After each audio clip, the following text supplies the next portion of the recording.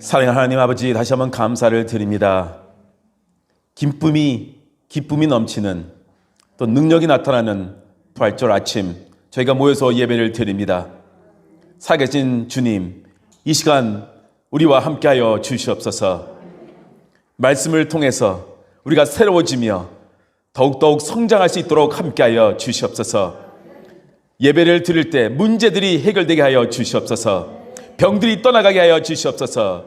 주님의 능력이 우리 모두에게 임하고 성령님의 기름 부음이 있기를 간절히 원합니다. 예배당에서 예배드리는 성도님들, 또 가정에서 예배드리는 성도님들, 동일한 은혜와 축복을 허락하여 주시옵소서. 감사하며 예수님의 이름으로 기도드렸습니다. 아멘. 하나님 말씀 보시겠습니다. 요한복음 20장 1절에서 18절 말씀 교독하도록 하겠습니다. 요한복음 20장 1절에서 18절 말씀, 제가 먼저 1절을 읽겠습니다. 안식 후 첫날 일찍이 아직 어두울 때에 막달라 마리아가 무덤에서 와서 돌이 무덤에서 옮겨진 것을 보고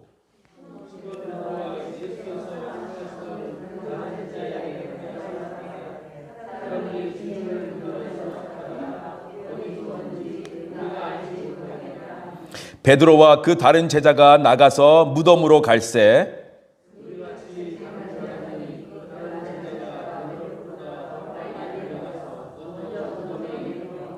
구부려 세마포 놓인 것을 보았으나 들어가지는 아니하였더니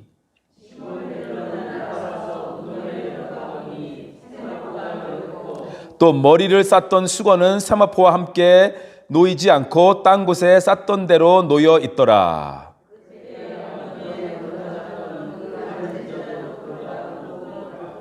그들은 성경에 그가 죽은 자 가운데서 다시 살아나야 하리라 하신 말씀을 아직 알지 못하더라. 마리아는 무덤 밖에 서서 울고 있더니 울면서 구부려 무덤 안을 들여다보니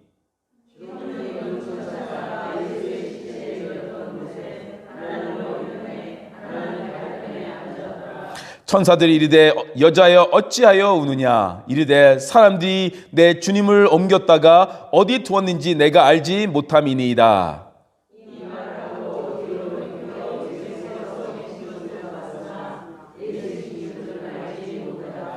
예수께서 이르되 여자여 어찌하여 울며 누구를 찾느냐 하시니 마리아는 그가 동산지기인 줄 알고 이르되 주여 당신이 옮겼거든 어디 두었는지 내게 이르소서. 그리하면 내가 가져가리이다.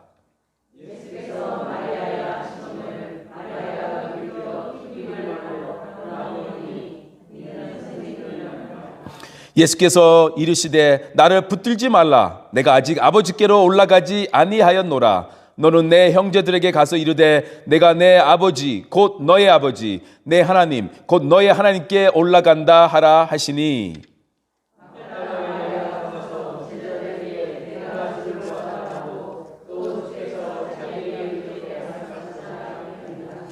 아멘. 부활하신 주님의 첫 목격자라는 설교 제목으로 오늘 부활절 예배 함께 드리면서 은혜를 받고자 합니다. 지난주 골고다로 가는 길이라는 설교를 저희는 들었고 또 고난주간 동안 십자가의 영적 의미를 깊이 묵상하며 또 말씀을 읽으며 기도를 했습니다. 십자가를 묵상하는 것은 굉장히 중요합니다. 십자가의 의미를 깨닫고 그 앞에 나와 회개하는 것이 기독교 신앙의 기본 중에 기본입니다. 십자가의 은혜를 잊어서는 안 되는 것입니다. 절대 잊어서는 안 됩니다. 그렇지만 기독교 신앙의 또 하나의 중요한 핵심은 십자가에 머무르는 것이 아니라 거기에 머물러 있는 것이 아니라 부활 신앙까지 가야 된다는 것입니다. 오늘 함께 살펴볼 말씀은 부활하신 주님을 가장 먼저 만난 사람, 부활하신 주님의 첫 번째 목격자, 첫 번째 증인 막달라 마리아에 초점을 맞춰서 살펴보기로 합니다. 1절 다시 한번 읽을까요? 1절 보시겠습니다. 다시 한번 읽을까요? 시작. 안식 후 첫날 일찍이 아직 어두울 때에 막달라 마리아가 무덤에서 와서 돌이 무덤에서 옮겨진 것을 보고 안식 후 첫날이라 하면 유대인들의 지금 안식일을 말하는 것이잖아요. 그러니까 유대인들의 안식일은 토요일입니다. 유대인들의 안식일 다음 날이니까 우리 달력으로 하면 일요일입니다. 일요일. 그럼 오늘날로 하면 주일 새벽이 되는 것입니다. 이것을 계기로 해서 우리는 유대인의 안식일이 아니라 주님이 부활하신 주일날 이렇게 예배를 드리고 있는 것입니다. 아직 어두울 때에 막달라 마리아가 무덤으로 가고 있었다고 성경은 기록하고 있습니다. 굉장히 무서운 분위기였는데 마리아는 예수님을 너무 사랑한 나머지 무서움도 있고 지금 무덤으로 가고 있었던 것입니다. 캄캄한데 여자 혼자서 다른 또 우리가 복음서를 보면 여자 한 3-4명은 된 것 같아요. 여자들이 아주 무서운 밤에 무서운 새벽이었죠. 아주 캄캄한데 무덤 사이로 이렇게 가고 있는 것입니다. 놀랍습니다. 부활 아침 가장 먼저 무덤으로 가는 막달라 마리아는 3일 전에 주님께서 십자가로 가시는 그 골고다로 가는 그 길을 끝까지 쫓아간 여인입니다. 지난주 골고다로 가는 길 설교 때 기억하시죠? 여인의 큰 무리들이 예수님께서 십자가의 죽음으로 가는 것을 애통하고 울면서 따라갔을 때 그 중에 맨 앞에 서서 울고 있었던 여자가 아마도 막달라 마리아였을 것입니다. 누가복음은 그렇게 기록하고 있잖아요. 그 여러 여인들 제일 앞에 막달라 마리아가 있었고요. 예수님을 끝까지 따르겠다고 주님과 함께 죽겠다고 말을 했던 제자들 다 도망가고 없었습니다. 여인들만 있었어요. 여인들만 따라가고 있었습니다. 예수님의 마지막 골고다로 가는 길에는 제자들은 없고 이 여인들이 끝까지 주님을 따라갔습니다. 어려울 때 함께하는 친구, 그것이 진짜 친구 아니겠습니까? 위기 앞에서 세상이 나를 버렸을 때, 아무도 없을 때 누가 내 옆에 남아있다, 그분이 진짜 친구이죠. 평소에 말 많고 큰 소리 쳤던 이 제자들 다 도망가고 없었습니다. 주님의 십자가 곁에 끝까지 갔던 사람은 막달라 마리아와 이름을 전혀 알 수 없는 그 수많은 여인들이었습니다. 이 막달라 마리아는 그 당시 사람들이 이상하게 보던 여인입니다. 사람들이 멀리하고 비웃고 사람들이 피하고 또 무서워까지 하였던 여인이었습니다. 한때 7 귀신이 들렸던 여인 아니었습니까? 그러니까 얼마나 인생이 참 비참했겠습니까? 주님을 만나고 나서 주님이 귀신을 쫓아내 주셔서 정상적인 삶을 살 수 있게 되었던 것입니다. 이 여인은 너무나 그 은혜에 감격해서 주님을 따르며 섬겼다라는 것입니다. 마가복음 15장을 보시면요, 골고다 언덕에서 십자가에서 돌아가신 것을 멀리서 바라보고 있는 여인들이 있었다고 기록되어 있는데요, 그 가운데 막달라 마리아 이름이 가장 먼저 언급이 됩니다. 아마 가장 열심히 그 십자가 길을 쫓아와서 가장 가까이 십자가에 붙어 있었던 사람이었을 것입니다. 나중된 자가 먼저 된다고 주님께서 말씀하셨는데 막달라 마리아가 그렇게 된 사람입니다. 막달라 마리아는 십자가의 길을 주님과 끝까지 같이 가고 주님이 십자가에서 돌아가실 때 그것을 끝까지 지켜보고 있었습니다. 또 부활의 아침에 매일 먼저 또 달려 나왔던 것입니다. 그래서 주님이 이 여인을 부활의 첫 목격자, 첫 증인이 될 수 있는 축복을 주셨다라는 것입니다. 훗날 사람들은 막달라 마리아를요, 사도들 중에 사도다라는 그런 말을 해줍니다. 그런 별명을 붙여줍니다. 사도들 중에 사도, 막달라 마리아가. 막달라 마리아가 부활의 첫 증이라는 사실은 많은 의미가 있습니다. 왜냐하면요, 그 당시 사회에서는 여인들을 워낙 무시했기 때문입니다. 법정에서도요, 여인들의 증언을 공식적으로 채택해 주지 않았습니다. 그래서 예수님의 부활이 거짓이다라고 말하던 2세기 때에 그리스 철학자가 있었는데요. 그 사람이 말하기를 왜 그리스도의 부활이 거짓이냐? 그 부활의 첫 증인이 여인이었기 때문이다 라는 말까지 하는 그런 역사책이 있습니다. 그런데 오히려 이 점 때문에 성경이 믿을 만한 하다는 것입니다.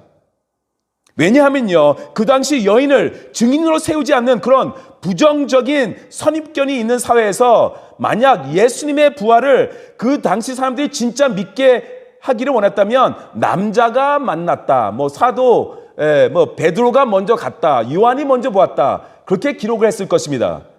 그런데 그렇게 하지 않고 여인이 먼저 보았다, 그렇게 기록을 합니다. 사실대로 기록했기 때문입니다. 그것도 귀신이 들렸던 여인이 먼저 보았다. 성경이 이렇게 기록한 것은 그것이 사실이었기 때문입니다. 있는 그대로 기록한 것입니다. 막달라 마리아가 무덤까지 와서 보니까 돌이 무덤에서 옮겨진 것입니다. 유대인들의 무덤을 잘 아시겠지만요, 바위를 뚫어서 시신을 누울 자리를 그렇게 마련하고 커다란 바위를 깎아 문을 만들어서 그것으로 입구를 막는 것입니다. 이 돌은 그냥 쉽게 굴려서 옮길 수 있는 돌이 아닙니다. 남자 한 4명, 5명 정도 있는 힘을 다해서 옮겨야 옮길 수 있는 그런 돌입니다. 그래서 마가복음을 보시면요, 여인들이 예수님의 시신의 향유를 바르려고 가면서 무슨 걱정을 합니까? 걱정 하나를 하면서 가거든요, 여인들이. 누가 우리를 위하여 무덤 문에서 돌을 굴려주리요 라는 말을 합니다. 마가복음 16장 3절에 기록되어 있어요. 그러니까 그걸 걱정하는 거예요. 이 여인들은 그것을 옮길 수가 없다라는 것입니다. 너무나 무거워서, 너무나 큰 돌이기 때문에. 무덤을 막고 있던 돌이 크고 무거운 것뿐 아니라 이 돌에는 로마의 인장이 붙어 있었던 것입니다. 그래서 아무도 옮기지 못하게 한 것입니다. 이 돌을 옮기려다 인장이 찢어지면 큰일이 나는 것이죠. 왜 그렇습니까? 로마가 건드리지 말라는 것에 손을 댔기 때문입니다. 그렇다면 로마의 권위에 도전을 한 것입니다. 그러면 그 사람은 사형을 받게 되는 것입니다. 그래서 아무도 손댈 수가 없었던 것입니다. 그런데 돌이 무덤에서 옮겨진 것입니다. 이 뜻은 돌이 아무리 무거워도 아무런 문제가 없고 또 로마의 권위를 전혀 두려워하지 않는다라는 것입니다. 이 놀라운 일이 지금 벌어진 것입니다. 누가 옮겼을까? 사람은 할 수 없는 것입니다. 막달라 마리아는 무덤에서 돌이 옮겨진 것을 보고 깜짝 놀랐을 것입니다. 누가 주님의 시신을 가지고 갔다고 생각을 했습니다. 부활하셨다는 생각을 전혀 할 수가 없었습니다. 그래서 제자들에게 뛰어갑니다. 2절을 보시겠습니다. 다시 한번 함께 읽겠습니다. 시작. 시몬 베드로와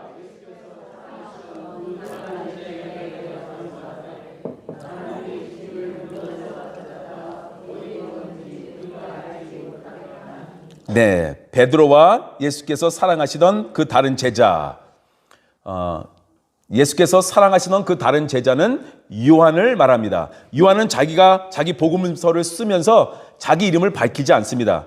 그냥 항상 자기를 밝힐 때는 예수께서 사랑하시던 그 다른 제자, 요한입니다. 베드로와 예수님께서 사랑하시던 그 다른 제자, 즉 요한에게 달려가서 막달라 마리아가 말을 합니다. 누군가 예수님의 시신을 훔쳤다라는 것입니다. 그렇게밖에 생각할 수가 없었죠. 부활하신 주님을 상상도 못하고 누가 예수님의 시신을 도둑질해 갔다라고만 생각해서 그렇게 말을 한 것입니다. 그랬더니 어떻게 됩니까? 3, 4, 5, 6절을 보시기 바랍니다.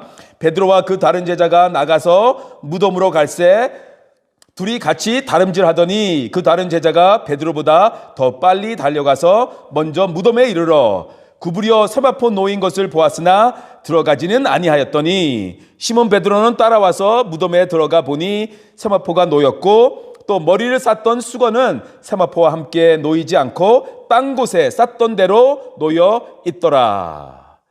여기서 베드로와 요한의 성격 차이를 좀 우리가 볼 수가 있습니다. 젊은 요한이 달리기가 베드로보다 좀 빨랐나 봐요. 먼저 도착을 합니다. 그러나 무덤 안으로는 들어가지 않습니다. 베드로는 도착하자마자 그냥 아무런 생각 없는 베드로 무덤 안으로 들어갑니다.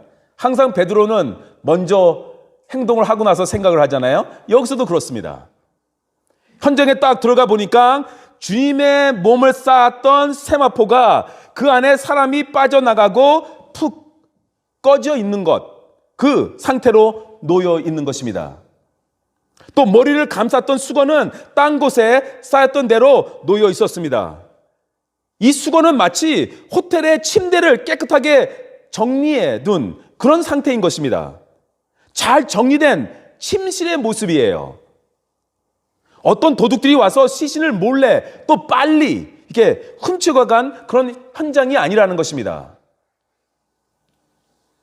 그래서 봤더니요, 8절 9절을 보시기 바랍니다. 8절 9절 10절 그때야 무덤에 먼저 갔던 그 다른 제자도 들어가서 보고 믿더라. 그들은 성경에 그가 죽은 자 가운데서 다시 살아나야 하리라 하신 말씀을 아직 알지 못하더라. 이에 두 제자가 자기들의 집으로 돌아가니라. 요한이 들어와 보고 믿었다는 것은 부활을 믿은 것이 아니라 시신이 없어졌다는 막달라 마리아의 말을 믿었다라는 것입니다. 이 제자들 또한 주님이 말씀하셨던 부활이 지금 이루어졌다는 것을 알지 못했습니다. 예수님이 죽고 다시 살아나신 것, 제자들 그 믿음이 없었던 것입니다. 듣긴 들었는데 믿지는 않았던 것이죠. 그래서 어떻게 합니까? 집으로 다시 돌아갔다라고 성경은 말하고 있습니다. 뭐 더 이상 할 것이 없다고 생각을 한 것입니다. 우리도 그럴 수가 있습니다. 주님께서 부활하시면서 우리를 누리고 있었던 그 죽음의 돌과 그 저주의 돌을 옮겨 놓으셨는데 우리는 아직도 그것을 못 믿고 듣긴 들었어도 언젠가는 설교로 들었어도 성경에 어디서 보았어도 믿지를 못하고 좌절에 사로잡혀서 그렇게 살아가는 그리스도인들이 있다라는 것입니다. 우리는 부활의 능력을 믿어야 합니다. 다시 사신 주님을 믿어야 합니다. 죽음의 돌을 옮기셨다는 것을 믿어야 합니다. 저주의 돌을 옮기셨다는 것을 우리는 믿어야 합니다. 주님께서 수없이 말씀하셨던 그 부활의 메시지를 기억하지 못하고 있었던가 믿지를 지금 못하고 있었던 것입니다. 그러나 내가 느끼는 것과 실제 현실은 아무런 상관이 없는 것입니다. 눈에 보이지 않아도 영적 세계에서는 부활이 이루어진 것입니다. 우리를 죽음의 권세에서 구원하셨다라는 것입니다. 그러니 의심을 버리시고 믿으시기 바라고 담대히 믿음 생활을 하시기 바랍니다. 영적 세계에서는 부활이 이루어졌고요. 우리는 구원을 받았습니다. 11절을 보시기 바랍니다. 마리아는 무덤 밖에 서서 울고 있더니 울면서 구부려 무덤 안에 들여다보니 막달라 마리아는 여자이니까 달리기가 훨씬 늦어질 것입니다. 그리고 마리아는 왕복 지금을 한 거잖아요. 왕복을. 무덤에 새벽에 왔다가 제자들에게 가서 소식을 전하고 다시 또 이 무덤의 자리로 온 것입니다. 다시 돌아와서 마리아는 아직까지도 주님이 부활하셨다는 사실을 꿈에도 생각하지 못하고 있습니다. 주님의 시신이 누가 훔쳐간 것인가? 주님이 돌아가신 것도 속상해 죽겠는데 누군가가 시신을 훔쳐갔다고 믿으니 너무나 마음이 아픈 것입니다. 그래서 울고 있었습니다. 마리아는 빈 무덤에 담긴 하나님의 위대한 메시지를 알지 못하고 있었습니다. 그냥 보이는 대로 상식적으로 해석해 버렸던 것입니다. 같은 상황인데 빈 무덤인데 영의 눈으로 보면 부활하신 것인데 육의 눈으로 보니까 시신을 누가 훔쳐간 것입니다. 막달라 마리아에게는 주님은 아직까지 죽은 주님입니다. 부활 신앙이 얼마나 중요합니까, 여러분? 인생의 절망적인 상황에서 우리가 주님이 죽으셨다 믿는다면 절망 상황 속에서 헤어나오지 못할 것입니다. 마리아는 지금 예수님이 돌아가신 것에 대한 아픈 마음 때문에 눈물을 흘리는 것입니다. 그러나 주님은 부활하셨습니다. 주님은 다시 사셨습니다. 마리아는 지금 빈 무덤을 보고 울고 있는 것입니다. 그러나 주님은 그곳에 살아 계셨습니다. 살아나셨기 때문에 무덤이 비어 있는 것입니다. 예수님은 마리아가 예수님을 돌아가셨다, 누군가 예수님의 시신을 훔쳐갔다, 그 사실만 믿고 있었습니다. 그러나 그것은 가짜였습니다. 그래서 절망에 빠져 울고 있는 것입니다. 근데 빈 무덤에 담긴 영적인 메시지를 예수님께서 풀어주기를 원하십니다. 예수님께서 지금 마리아를 보고 있잖아요. 울고 있지 말라. 나는 살아났다. 그걸 이제 해석해 주십니다. 12절, 13절 함께 읽겠습니다. 시작. 흰 옷 입은 두 천사가 예수의 시체에 누웠던 곳에 천사들이 여자여 어찌 우느냐 이르되 사람들이 내 주님을 옮겨다가 어디 두었는지 내가 알지 못함이니이다. 천사들은 설명을 지금 하지 않고요, 그냥 어찌하여 우느냐 묻습니다. 이 말은 무슨 말입니까? 울 필요가 없는데 왜 울고 있느냐, 그 말입니다. 지금 마리아는 사람들이 우리 주님의 시신을 훔친 것 같은데 어디 계신지 몰라서 내가 지금 울고 있는 것입니다 라고 말을 합니다. 요한복음에 기록을 안 했는데요, 누가복음을 보시면 누가복음 24장 5절 6절 말씀 보시겠습니다. 여자들이 두려워 얼굴을 땅에 대니 두 사람이 이르되 어찌하여 살아있는 자를 죽은 자 가운데서 찾느냐, 여기 계시지 않고 살아나셨느니라. 갈릴리에 계실 때 너에게 어떻게 말씀하셨는지를 기억하라. 그렇게 기록하고 있습니다.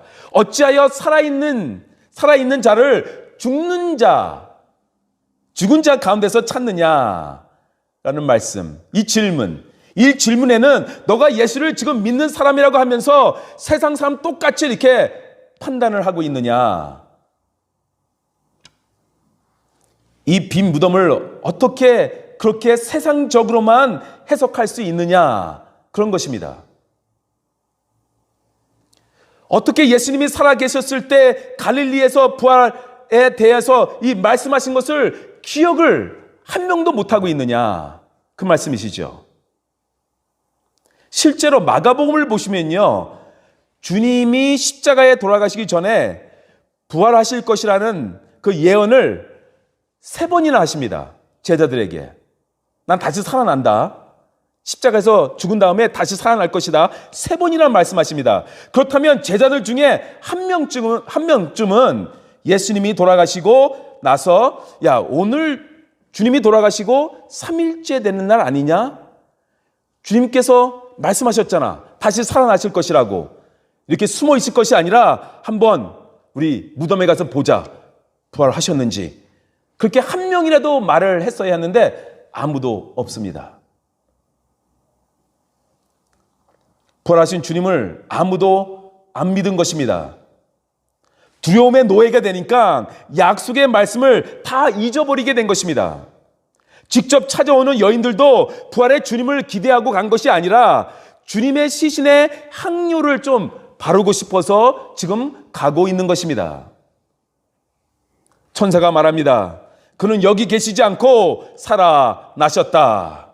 그는 죽음의 자리에 누우신 분이 아니다라는 것입니다. 너희들은 예수님을 죽은 자 가운데서 찾아서는 안 된다는 것입니다. 예수님을 부활하셨고 살아 계셨다라는 것입니다. 십자가의 주님 앞에 우리가 나와 죄를 회개하면서 이렇게 통곡하는 것, 그것도 필요하지만 십자가에 머물러 있어서는 안 된다라는 것입니다. 이제 그 십자가를 지나 약속의 말씀대로 부활하신 주님 앞으로 달려가야 한다는 것입니다. 14절 15절을 보시겠습니다. 이 말을 하고 뒤로 돌이켜 예수께서 서 계신 것을 보았으나 예수이신 줄을 알지 못하더라. 예수께서 이르시되 여자여 어찌하여 울며 누구를 찾느냐 하시니 마리아는 그가 동산지기인 줄 알고 이르되 주여 당신이 옮겼거든 어디 두었는지 내게 이루소서 그리하면 내가 가져가리이다.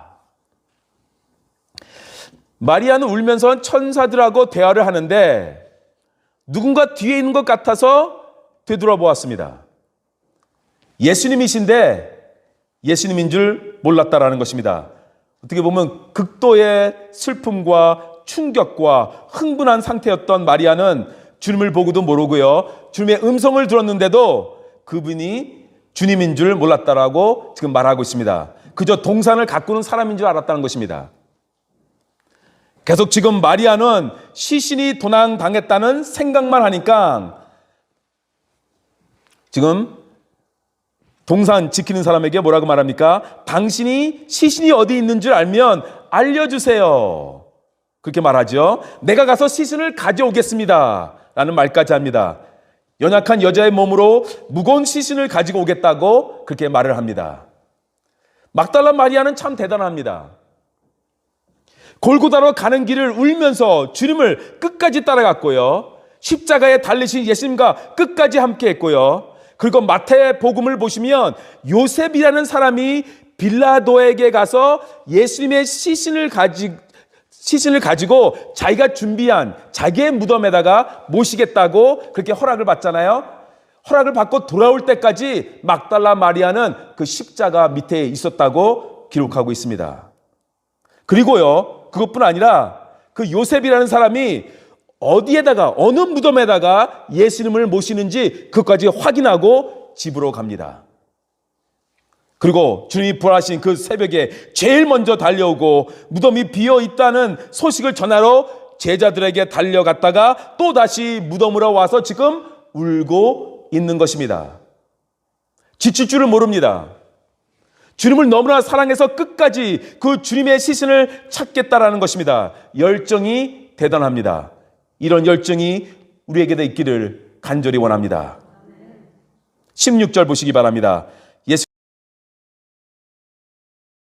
일으켜 히브리 말로 라보니 하니 이는 선생님이라 말이라. 히브리어로 라보니는 나의 선생님이란 뜻으로 평소에 마리아가 주님을 부르던 예칭이었습니다. 여자여라고 부를 때는 몰랐는데 이름을 불러주니까 그때서야 주님이라는 것을 알고 나의 선생님 하며 부른 것입니다. 마리아가 얼마나 주님을 사랑하는 줄 아시고 주님이 이제 마리아에게 자신을 드러내신 것입니다. 나 이렇게 살아있으니까 울지 마라, 마리아. 우리 주님은 우리의 이름을 불러주십니다. 제가 좋아하는 찬양 중에 영어 찬양 중에 He knows my name 이라는 찬양이 있습니다. 한국어로도 있죠. 한국어로 번역된 거는 내 이름 아시죠. 너무나 은혜스러운 찬양 아닙니까? 주님은 여러분의 이름을 아시고요. 여러분의 이름을 부르시고 계십니다. 우리를 개인적으로 만나 주십니다. 그 주님과 함께 하시기 바랍니다. 17절을 보시기 바랍니다. 예수님께서 이르시되 나를 붙들지 말라. 내가 아직 아버지께로 올라가지 아니하였노라. 너는 내 형제들에게 가서 이르되 내가 내 아버지 곧 너의 아버지 내 하나님 곧 너의 하나님께 올라간다 하라 하시니. 예수님께서 마리아에게 나를 붙들지 말라고 하셨습니다. 영어로 보니까 영어 성경을 보면요, Don't hold on to me 또는 Stop clinging to me. 이 말씀은요, 그냥 나를 만지지 말라, 그게 아니라 이제 그만 나에게 매달려라, 그 뜻입니다. 끌어당기지 말라 라는 뜻도 포함되어 있습니다. 여기에 두 가지 뜻이 포함되어 있습니다. 첫째, 상상해 보시기 바랍니다. 3일 동안 예수님이 죽었다고 생각했는데, 죽었다고 이렇게 알고 있었는데 시신도 없어져서 정말 슬픔에 빠져 있는데 지금 앞에 예수님이 살아서 서 있는 것입니다. 어떻게 했겠습니까? 예수님을 껴안고 붙잡고 잡아당기고 어쩔 줄을 모르는 것이죠. 그러니까 주님께서 이제 그만 매달려라 하신 것입니다. Don't hold on to me. 나를 붙잡지 말라. 나에게 매달리지 말라.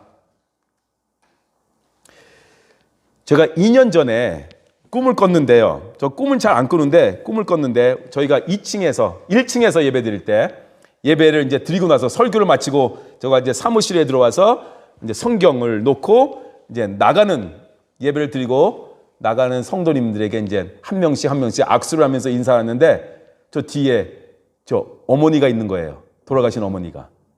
예. 그래가지고 저거 어떻게 했겠어요? 어머님을 저 사무실로 끌고 들어가서 문을 닫고 어떻게 했겠어요? 이거 마리아가 했던 거 똑같은 거예요. 붙잡고 어떻게 놓아줘요? 울고 안아주고 뽀뽀하고 그러고 나서 꿈에서 깼어요. 너무 아쉬운 거예요. 지금 그런 상황이에요. 어떻게 낳아줘요, 예수님을? 돌아가셨다고 생각했고 그렇게 믿었는데 바로 앞에 살아있는데 붙잡고 놓을 수가 없는 거죠. 예수님께서 이제 그만 잡아라. 또 할 일이 있다. 이게 첫 번째고요. 두 번째는 무엇입니까? 마리아는 주님이 부활하셔서 이전에 주님으로 돌아가실 줄 알았어요. 그럼 무슨 뜻입니까? 다시 갈릴리로 가셔서 제자들과 함께 다니면서 하나님의 나라를 선포하시고 옛날에 그런 자기들과 함께 하셨던 주님으로 돌아가실 줄 알았던 것입니다. 그러나 그것은 아니었습니다. 주님은 부활하셨고 하나님께로 가셔야 하는 것입니다. 지금 주님의 부활은 그 죽었다가 다시 살아난 나사로와 전혀 다른 것입니다. 나사로는 나중에 나이가 들어서 또 죽잖아요. 주님은 이전에 십자가 전에 주님으로 돌아가신 것이 아닙니다. 이제 부활하신 주님은 하늘의 영광을 입으신 주님이십니다. 승천하셔서 하나님의 영광에 참여하실 주님이십니다. 그리고 주님께서 약속하신 성령님을 보내실 주님이십니다. 그리고 제자들은 그 성령을 받고 땅끝까지 나가서 주님의 증인이 되어야 하는 것입니다. 마리아는 그것을 몰랐던 것이죠. 일주일 전에 주님으로 돌아오신 줄만 알았던 것이에요. 이제 예수님은 그 팔레스타인이라는 조그만 땅에 머물렀던 그런 분이 아니십니다. 온 천하 만민의 경배를 받으신 그럴 주님이십니다. 이제 그들만 독점할 수 있는 예수님이 아니라 모든 유대인, 모든 이방인, 모든 백성, 족속, 언어가 할 것 없이 수많은 사람들이 그 수많은 사람들을 구원하실 예수님이십니다. 수많은 사람들의 주님이 되실 것입니다. 그러니까 주님의 부활을 옛날 주님으로 다시 돌아가는 게 아니라 이제 마리아는 상상도 못하는 새로운 시대를 열게 될 그 주님을 지금 만났는데 그것을 몰랐던 것입니다. 율법의 시대에서 은혜의 시대로 또 성령의 시대로 가고 있는 것입니다. 이것이 주님의 부활입니다. 그런 엄청난 어떻게 보면 역사의 터닝 포인트, 역사의 전환점에 마리아는 지금 서 있는 것입니다. 주님께서 마리아에게 말씀하시고 계신 것이 무엇입니까? 마리아야, 너의 십자가 신앙, 끝까지 나를 따라오는 그 십자가의 헌신을 나는 귀하게 생각한다. 그래서 내가 너로 하여금 첫 번째 부활의 목격자가 되게 했던 것이다. 하지만 그것으로 충분하지는 않다. 이제 그 십자가의 신앙에서 부활의 신앙으로 가자. 이제 그 괜찮은 신앙에서 위대한 신앙으로 가자. 지금 그 말씀을 하고 계시는 것입니다. 이제 주님을 크게 믿으라는 것입니다. 온 세상을 위한 구세주로 바라보라는 것입니다. 우리도 그래야 합니다. 우리 십자가의 신앙에서 부활의 신앙으로 우리가 갈 때 우리는 주님을 다르게 대하게 될 것입니다. 능력이 달라질 것입니다. 기도가 달라질 것입니다. 사명이 달라질 것입니다. 그래서 마리아는 달라집니다. 사명을 받게 됩니다. 그것이 바로 우리 오늘의 마지막 구절 아니겠습니까? 18절을 보시기 바랍니다. 함께 읽겠습니다. 시작. 막달라 마리아가 가서 제자들에게 내가 주를 보았다 하고 또 주께서 자기에게 이렇게 말씀하셨다 이느니라. 마리아가 제자들에게 달려가서 부활하신 주님을 만난 이야기를 전합니다. 네, 그렇게 되는 것입니다. 부활하신 주님을 제대로 만났다면 우리는 증인이 되는 것입니다. 아까는 무덤이 비었다, 누군가 예수님의 시신을 훔쳐간 것 같다 라는 말을 하러 갔는데 지금은 다릅니다. 이번에는 뭐라고 말합니까? 주는 사셨다, 내가 주를 보았다, 그렇게 말씀하신 것입니다. 그러니까 이번에 갈 때는요, 마리아의 열정이 달라진 것입니다. 마태복음을 보시면요, 기쁨으로 빨리 무덤을 떠나 제자들에게 뛰어갔다라고 기록하고 있습니다. 달려갔다라고 기록하고 있어요.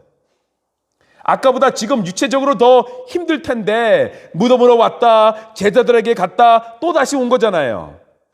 근데 지금 또 다시 제자들에게 간 것입니다. 근데 지금 어떻게 갔다고요? 뛰어갔대요. 뛰어갔다고 말합니다. 왜냐하면요, 부활하신 주님을 만났기 때문입니다. 그래서 뛰어간 것이에요. 그래서 육상 선수가 된 거예요, 갑자기. 무덤으로 올 때는 슬프고 비통한 마음으로 왔는데 이제는 기쁨이 넘치고 육상 선수처럼 달려가는 것입니다. 부활하신 주님을 만났기 때문입니다. 그냥 빈 무덤을 보는 거하고 부활하신 주님을 만난 거하고는 다른 것입니다. 완전히 다른 것입니다. 우리는 빈 무덤을 보러 온 것이 아닙니다. 부활하신 주님을 만나러 온 것입니다. 오늘 저는 그냥 빈 무덤이 아닌 부활하신 주님을 체험하는 역사가 우리 모두에게 이루어지기를 간절히 원합니다. 지친 영혼에 기쁨과 소망이 생기고 눈에 생기가 돌기 시작하며 열정이 있게 될 것입니다. 우리는 이제 자신의 힘으로 예수를 믿는 그런 사역자가 아니라 이제 부활하신 주님의 힘으로 사역하는 우리 모두가 될 것입니다. 혹시 많은 일 때문에, 직장 문제 때문에, 가정 문제 때문에, 건강 문제 때문에, 재정 문제 때문에 힘들어하며 낙심하는 성도님들이 계십니까? 우리 주님은 살아 계십니다. 그러니 담대히 일어나 다시 한번 기도하며 예배의 자리로 오시기 바랍니다. 우리 모두에게 부활하신 주님을 만난 이 막달라 마리아의 감동이 있기를 간절히 원합니다. 어떤 어려움 상황 속에서도 움츠려지지 마시기 바랍니다. 예수님의 부활을 체험하며 그 승리의 기쁨을 우리 모두에게 있기를 간절히 원합니다. 승리하는 여러분이 되시기를 간절히 원하고요, 승리하는 주님과 함께 동행하는 여러분이 되시기를 주님의 이름으로 축원합니다. 기도드리겠습니다. 좋으신 하나님 감사합니다. 죽음을 이기시고 부활하시니 또한 그래서 우리의 주님이 되시니 너무나 감사를 드립니다. 우리도 소망이 있습니다. 우리도 그 부활의 능력이 있기에 담대히 믿음 생활할 수 있도록 인도하여 주시옵소서. 문제 앞에 굴복하는 것이 아니라 문제 앞에 그 부활의 신앙으로 극복하는 우리 모두가 될 수 있도록 함께하여 주시옵소서. 이번 주 또 매일매일 부활의 주님을 만나며 함께 동행하며 기쁨이 넘쳐나기를 간절히 원합니다. 감사하며 예수님의 이름으로 기도드렸습니다. 아멘.